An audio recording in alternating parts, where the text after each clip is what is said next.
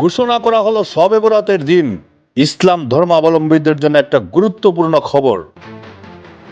ঘোষণা করা হলো শবে বরাতের দিন ৭ মার্চ পালন করা হবে শবে বরাত। কেন্দ্রীয় হিলাল কমিটির এই ঘোষণা।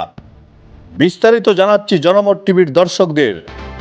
ঘোষণা করা হয়েছে শবে বরাতের দিন ৭ মার্চ পালন করা হবে শবে বরাত। ঘোষণা কেন্দ্রীয় হিলাল কমিটির।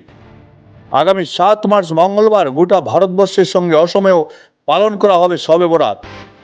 মহিমান্বিত এই রাতে ধর্মপ্রাণ মুসলমানরা পরম করুণাময়ের অনুগ্রহ লাভের আশায় বেশি বেশি নফল নামাজ, কোরআন তেলাওয়াত, জিকিরে মগ্ন থাকবেন। অনেকে রোজা রাখেন, দান খয়রাত করবেন। অতীতের গুনাহের জন্য ক্ষমা প্রার্থনা এবং ভবিষ্যৎ জীবনের কল্যাণ কামনা করে মোনাজাত করেন মুসলমানরা। ব্যুরো রিপোর্ট, জনমত টিভি।